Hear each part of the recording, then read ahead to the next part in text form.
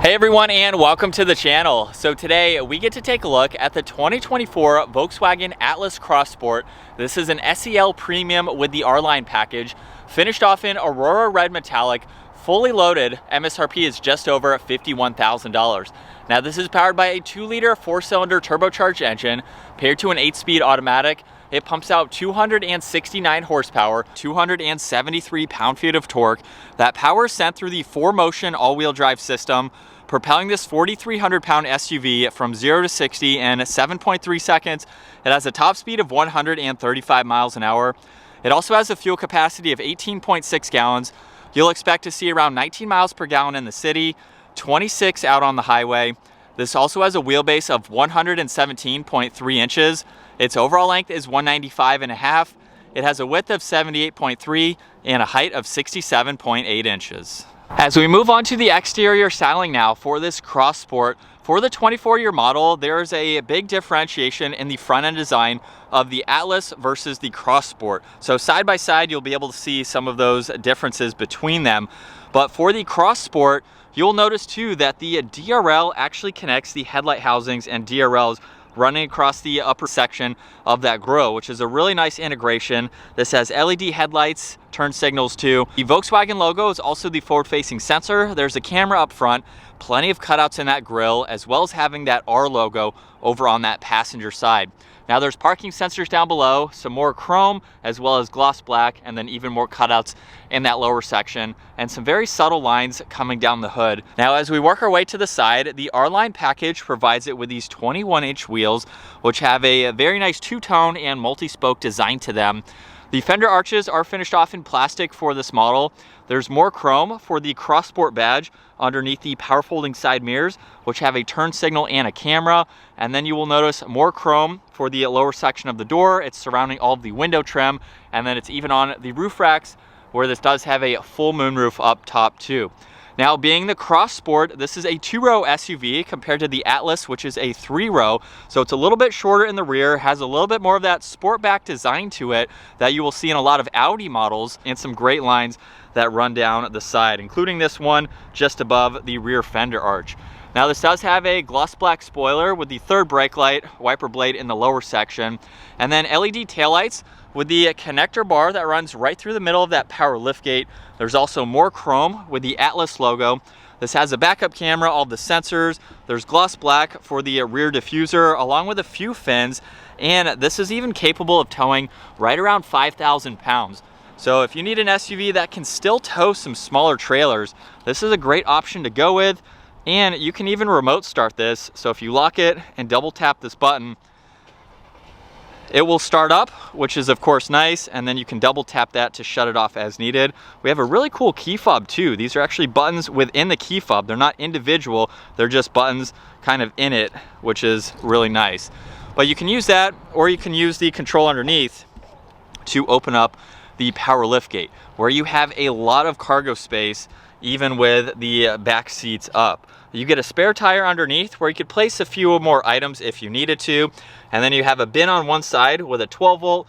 You even have an area where you can place the cover, so you can lock that into place. There's cargo lights, and then you can fold down the second row. You do have to be in the second row in order to fold them down, but with them down, that gives you all of the interior space that you need. Now up top, there's only one button to close the power liftgate. There's no control to actually lock the vehicle and walk away. But if you do have it locked, you have the proximity door handles, so you can unlock them from the back doors.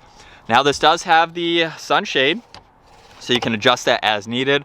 Really cool 3-tone design for this door panel with the perforated leather, black leather there, and then this trim accent just above that. This also has the Harman Kardon audio. There's a little bit of storage in the door too right there, and then the split design for the lower section. And then take a look at these beautiful 2-tone leather seats with the design running down the insert. You'll notice too that they do recline. So I have this side all the way back, that side is all the way up, just to give you a little bit more comfort. At 5'10", I have plenty of space. There's tons of leg room. There's also storage pockets, air vents in the middle. These are even heated seats, and then you have auxiliaries down below. And I have about an inch or so above my head, so not a lot of headroom, but I can sit upright even with the seat reclined. And then as we bring it up, I still have about a ½ inch to an inch or so. So it's still roomy, very spacious for your backseat passengers. And then right in the middle, there's the armrest with 2 cup holders. You have a little bit of a odd shaped right in the middle there for some smaller things.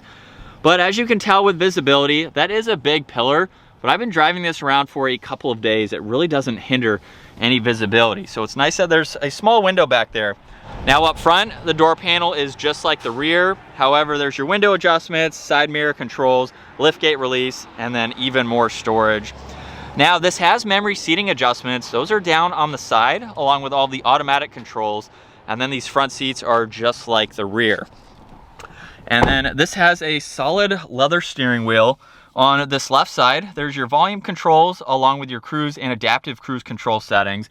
This also has steering wheel mounted paddle shifters.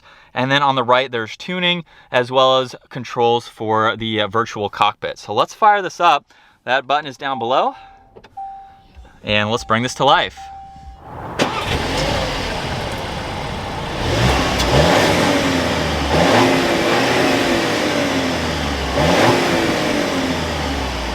And looking at this gauge cluster now, I actually have it currently set up for the R line gauge cluster theme. So you'll notice the R right in the middle, along with what gear you're in, miles per hour, you have audio, and the tach running across the entire top.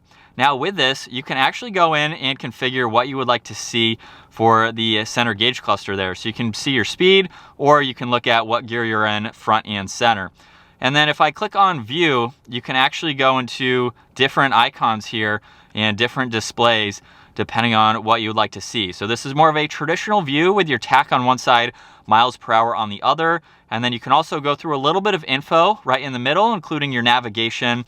And you can control what you would like to see on the right side, as well as what you would like to see on the left side. So just depending on how you want to set that up. If I click on view one more time, you can actually pull it up in a little bit different of an angle, where now we have the square design that's going to be on both sides. And then you can click on it one more time and you can go through a few different configurations. So it's really nice to be able to go through all of that. This also has a head-up display. It shows miles per hour and the speed limit sign. And then on this left side, you have controls for your headlights as well as your defrosters. As I just turned that on, they are very touch sensitive there. We have some more of that material surrounding 2 air vents on that left side. And then for the infotainment system, this is actually pretty easy to go through once you learn it. For the home screen, we have music. You also have a few vitals you can look at. There's radio and your phone, and then you can also swipe over where you have some more info to go through. Now, if you click on this blue square, this is how you get into all of these apps. So you can scroll through all of this as needed, pull up your nav, you can go into vehicle, so you can monitor some of this information, and then you just click on that square and you can go back to home here basically. And then to go through the rest of the information, you have these 4 controls laid out very nicely in between the air vents. So if I start on climate and you push on that, you can get through all of your climate adjustments here. For the classic climate, you have your temperatures, heated and ventilated seats, fan speed, where you'd like the air to go. You can go to smart climate as well and view it like this, or you can go to air care where you can go into this, and I assume that does it automatically just depending on the settings that you have. So you have all of your climates nicely laid out. You can also get into the different driving modes. So there's eco, comfort, sport, custom, off-road, and snow. And it will actually change colors depending on the driving mode that you go into. And with sport mode, the exhaust gets louder, as you will hear once we get this out on the road.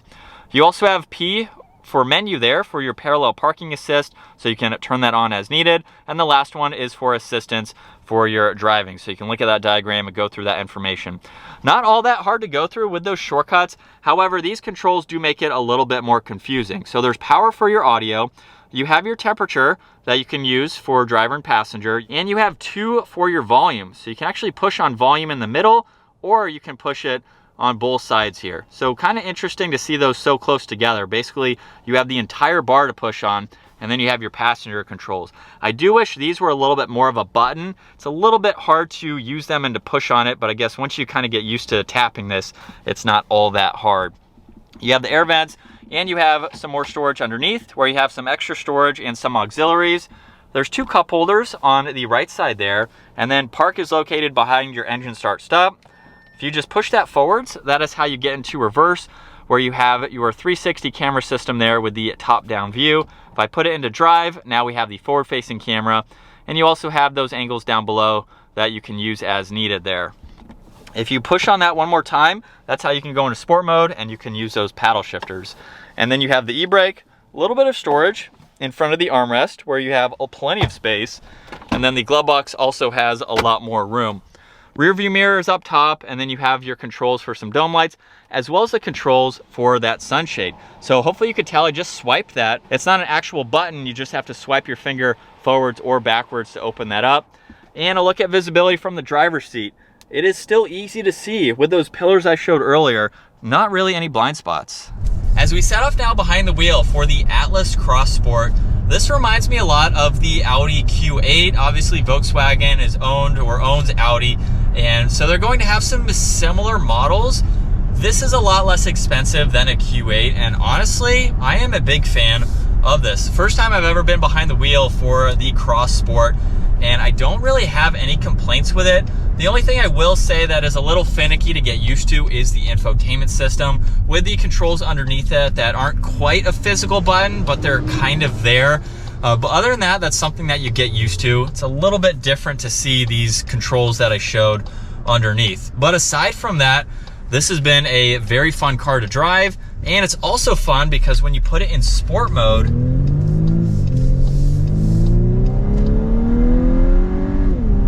you can hear that exhaust get louder. I don't think it's an active exhaust. It might be some speaker input for that noise, but nonetheless, it gives you that sporty sound having the exhaust. And when you put it into just the normal settings, it goes away and it's just completely quiet. So for a vehicle like this, it's really neat to see that. And the paddles are also very responsive. So you have a very sporty feel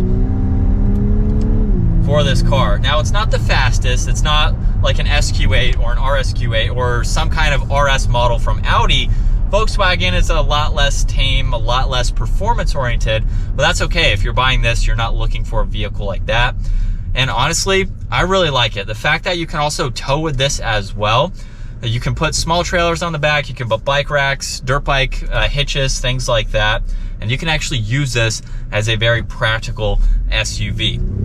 But for its driving over the last couple of days, it's been really nice. It's super comfortable, very quiet. I will say the suspension is a little bit bouncy. You can take that as good or bad, just depending on how you like that feedback. It is a little bit bouncy. You can feel it slightly, but it still provides it with a smooth ride overall. And I love that this is fully loaded, 51 grand, top of the trim for the Atlas Cross Sport. That is not all that much considering the technology, what this vehicle has, compared to some of its rivals, some of its competitors, even the Audi versions that are going to cost a lot more. Fully loaded, 51 grand. You have a very nice vehicle. Now you can also go with the Atlas, which is a 3-row, so if you need a little bit more space, if you want a little bit more compact SUV that doesn't have the 3rd row, of course, has more of that sportback design, this is a great option too, so it just depends on what you would like. And this is also very maneuverable too. In parking lot situations, I have found the steering to be incredibly sharp and tight, and then when you're out driving, you can feel some of the body roll here. You know, it's not something you're taking around turns, but the steering input is still pretty good, and it rides so nice. It is so quiet and comfortable. To me, Volkswagen is something that's starting to creep up on the list. Obviously, with being part of the Audi group there, a little bit less expensive, but you still get a nice interior. There's plastic, you know, things to kind of be expected. And still in sport mode, we are in 2nd gear. Here we go.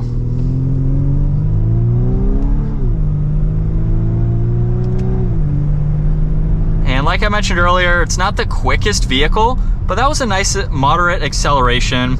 Paddles are also very responsive too. So I like the sporty aspect that you can get with this vehicle if you are looking for a little bit of that. And here's what it's like to be behind the wheel for the Atlas Cross Sport. Again, a very nice place to be. I like the user interface is pretty easy to go through. We have very minimal buttons with a lot of technology to go over at the same time. I have really enjoyed driving this every day for the last couple of days, and I could honestly see possibly adding this to the list of SUVs. When I'm in the market for a different SUV in a couple years, this might be something to seriously consider. For its price, finding these even on the used market for 40-something thousand is going to be a really good deal for what you are getting. Even brand new, if you're someone who wants a brand new vehicle, it's still not all that bad. And the handling is good, you know, for these roads here. All-wheel drive, so you'll be able to drive this in more inclement weather too. It's just a nice place to be. It's so spacious too for its size. So it's a good 2-row SUV that's also very, very capable and practical. All the drive modes do have a difference too. So we'll put it into eco mode and do another acceleration where you won't be able to hear anything because of that. Seating position is really nice too. And visibility, again, like I mentioned, those pillars don't really hinder being able to see all around. And just in the normal mode here, no paddles. Much quieter. So as you can hear that, I think that is the piped in sound with the exhaust there, but nonetheless, it's still pretty cool to see that. That will wrap it up though for the 2024 Volkswagen Atlas Cross Sport. If you enjoyed today's video, give it a huge thumbs up. Consider smashing that subscribe button so you don't miss out on our daily uploads. And I will see you all in the next video.